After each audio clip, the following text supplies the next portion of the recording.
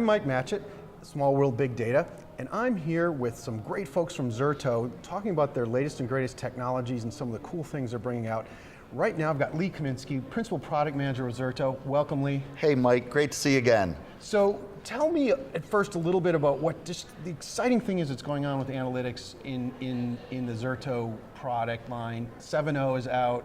What's happened? Yeah, boy, that's a loaded question. It's going to take me 3 hours to answer. I'll keep Let's it short. unpack it. Let's go ahead and unpack it. So real quick, Zerto Analytics, analytics these days are table stakes, and why we need Zerto Analytics is because we have metadata that nobody else has. So we can't just rely on some other analysis engine. We need to take our metadata and provide guidance into the space that we're pioneering, and that is IT resilience. So you can't do really intelligent things unless you look at the data about data, which is metadata, right? Exactly. And the unique data that you have at Zerto is data about this resiliency and the things that you specifically do with the data, and that's why no one else has this. This isn't just about the content of the data, it's about how it's flowing, where it's sitting, how it's being protected. Exactly, and it comes back to much of our secret sauce, our journal. Our journal is the way we're not running snapshots, but journals grow, they evolve, they're a very efficient use of storage.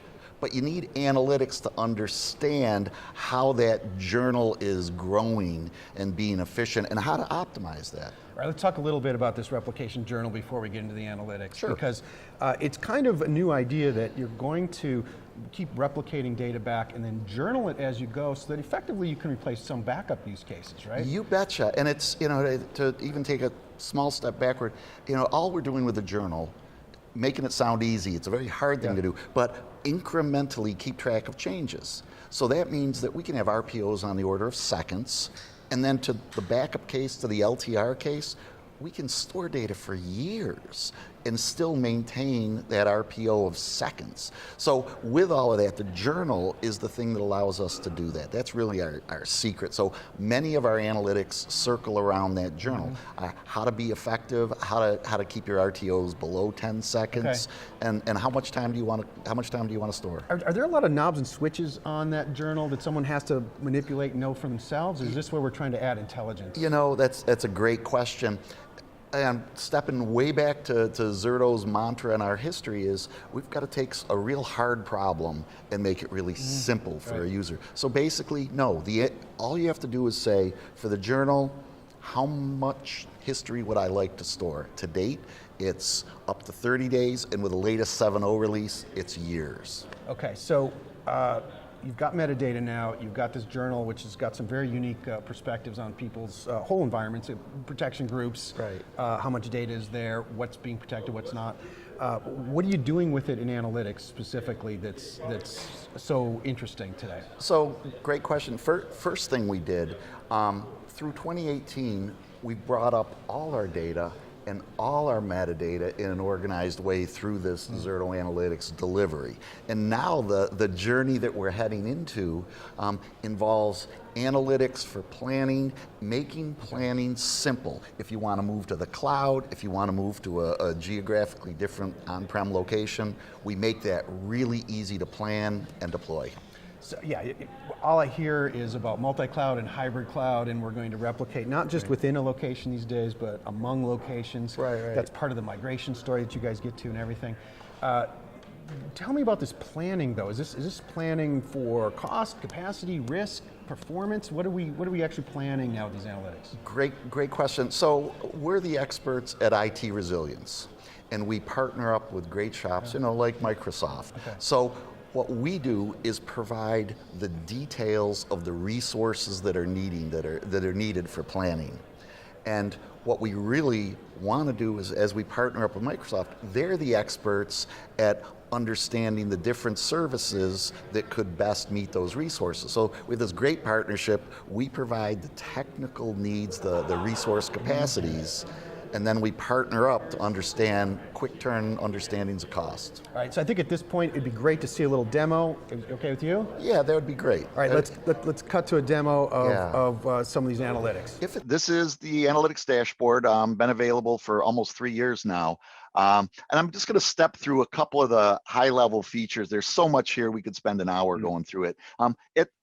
in short, this is the view of your entire protected environment. Everything you're protecting, you can see right here. So, here's the topology view, a load of sites. You can go over to the left and get detail on those sites, both public and private cloud. We're running in a hybrid environment, so there's AWS, Azure, there's Hyper-V, VMware, and of course all the great capabilities. You can zoom in and you can actually see errors overlaid, the alerts over on the right-hand side. You can map those to the topology. But one of the interesting things is this really gets to our capabilities, and it's, we're seeing for the entire environment, RPO isn't great, so let's use this as a troubleshooting tool. For the last day, we've had an RPO of over a day. That's never good. So we have a variety of reports and tables. We have 90 days of history. So one of the things we can do is go in for all the groups of VMs. We can go in and see what the RPOs are, and we can see spikes, the spikes on the 90-day graph, but you can also see the breach table. We've had unfortunately, we've had a variety of breaches, but something else that's interesting that catches my eye is we have 5 hours of non-available time. And so while we've had a couple minor breaches, the non-available time almost always indicates you got some network issues. And sure enough, we can see from our 90 days of history of network, we can see site to site or for single groups of VMs.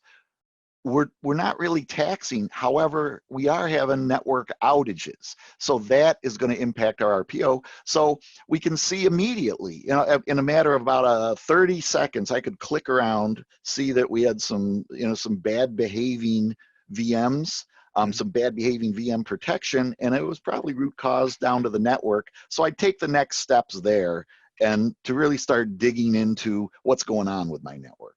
So that's awesome. Real quick overview, Mike. Tried to keep it short because the real exciting planner. No, that's great. And just to clarify for people watching, when you're saying the RPOs are stretching out, that's the potential RPO that you would be trying to achieve for your disaster recovery plan or your backup recovery plan, and you're not achieving that.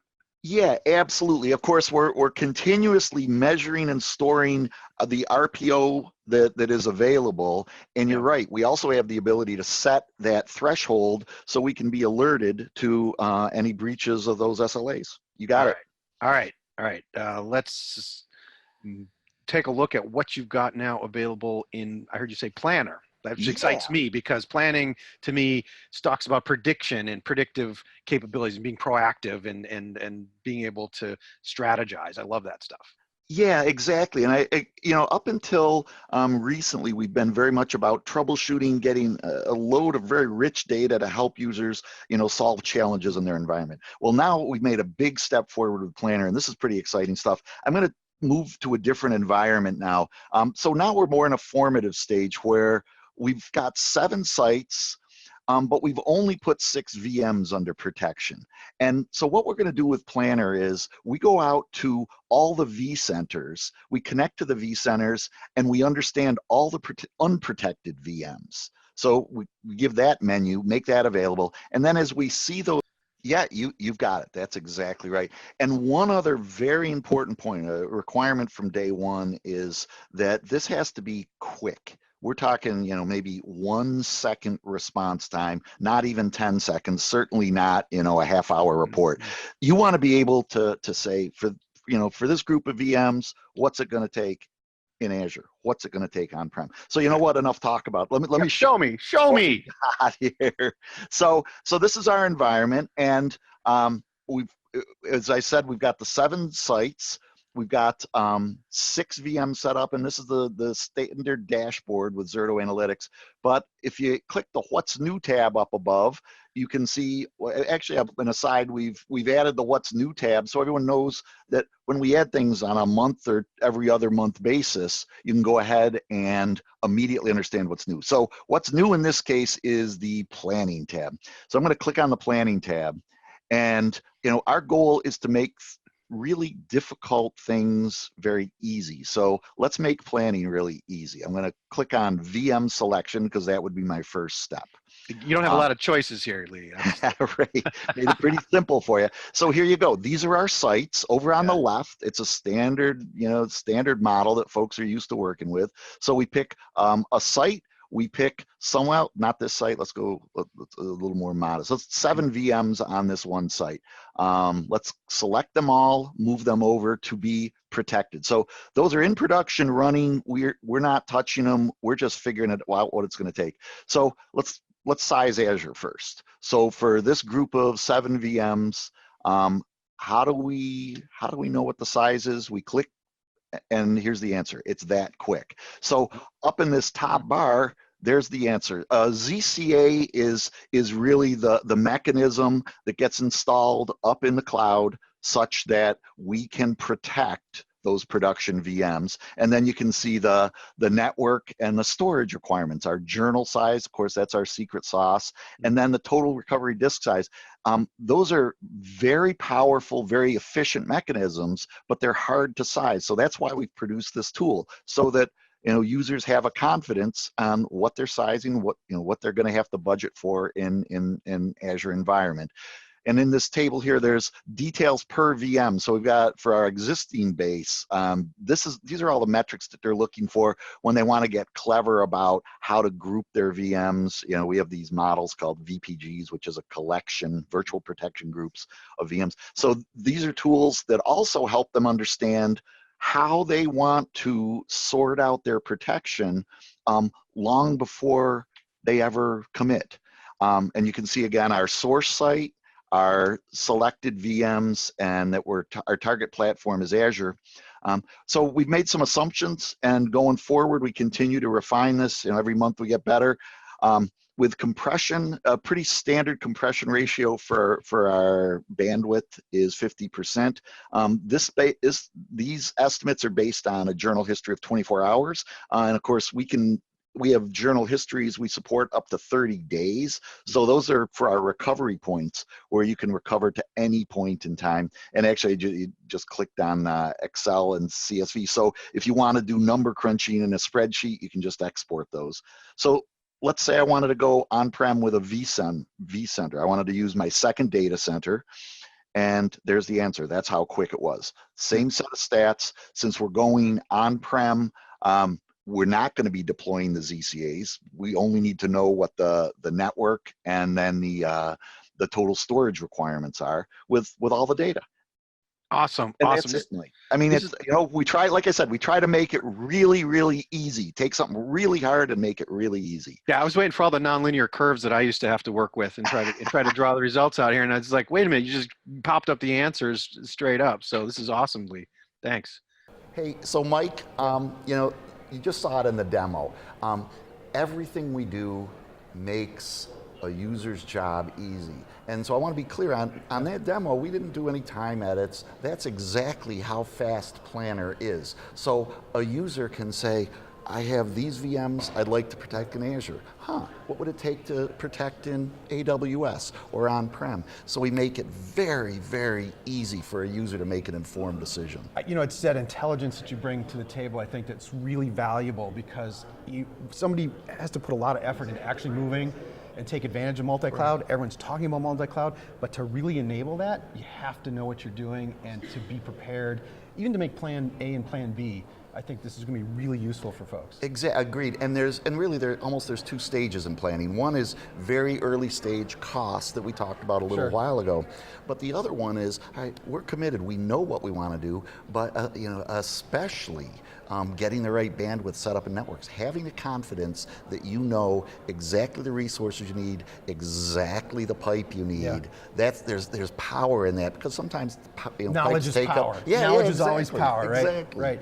Awesome. One last question is, where do we go with this analytics? You're collecting more and more metadata. Now you're going to have multi-cloud metadata. Where can analytics take us if we're looking downstream? Great. This is the vision, and it's exciting now because it's a very attainable vision. In 2018, it was very much about bringing up the data, presenting it. Now you're seeing these demos in 2019. Great analytics that make it very easy for users to optimize and plan. So for 2020, the big vision is all about predictive analytics, understanding how a user can improve their environment, how they can avoid any kind of challenges. So helping them optimize without them having to go look for it. That's really the future of Zerto Analytics. That's awesome. I'm looking forward to it. Thanks for being here today, Lee. You bet. Hey, right. Always good chatting with you, Mike. And we're definitely coming back with some more coverage of other types of things going on here at ZertoCon. Thanks. Take care.